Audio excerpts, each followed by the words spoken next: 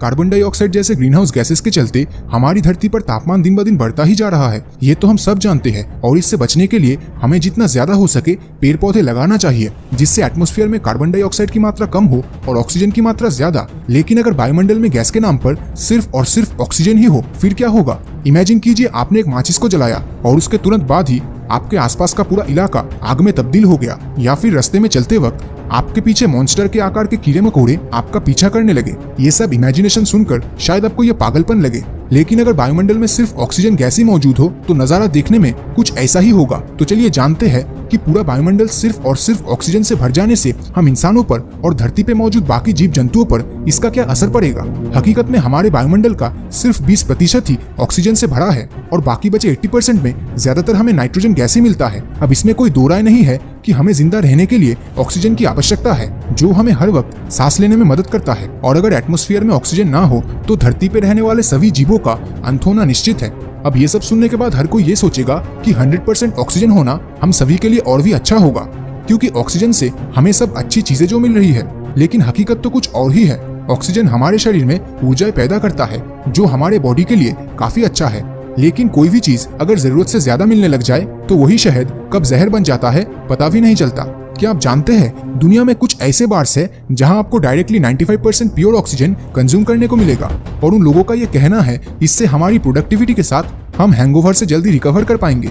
अगर आप बहुत ही कम समय के अंदर जरूरत से ज्यादा ऑक्सीजन कंज्यूम कर लेते हो तो ये ऑक्सीजन आपके बॉडी में फ्री रेडिकल्स उत्पन्न करेगा। फ्री रेडिकल्स एक तरह से अनस्टेबल एटम्स होता है जो बॉडी के अंदर के सेल्स या कोशिकाओं को चोट पहुंचाता है, जिससे कैंसर और एल्जाइमर जैसी गंभीर बीमारियां हो सकती है। और इसी के साथ ज्यादा ऑक्सीजन कंज्यूम करने से शरीर में रिंकल्स और सफेद बाल हमें ज्यादा नोटिस करने मिलेगा, और इससे हम अपनी उम्र के हिसाब से काफी बुरा दिखेंगे।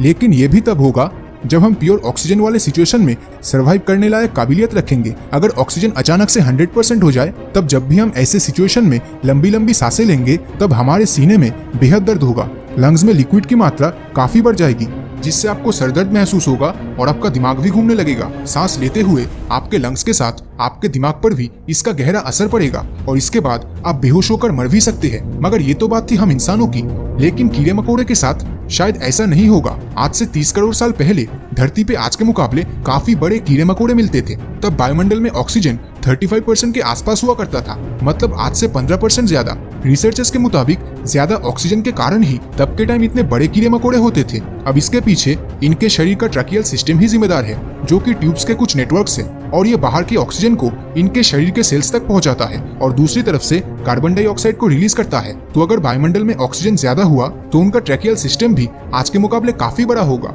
और अगर ट्रैकियल सिस्टम बड़ा हुआ तो बॉडी में संतुलन बनाए रखने के लिए शरीर भी काफी बड़ा होता था। और ये सब डिस्कस करते करते हम आग के बारे में बताना तो भूल ही गए। ऑक्सीजन 100% होते ही आप आग उत्पन्न करने के बारे में भूलकर भी मत सोचना, क्योंकि जिस भी वक्त आप माचिस से आग जलाएंगे वो आग वायुमंडल में इतनी तेजी से फैलने लगेगा कि जिसकी कोई कल्पना भी नहीं कर सकता, क्योंकि आग जलाने का जो ईंधन है वो ऑक्सीजन ही है।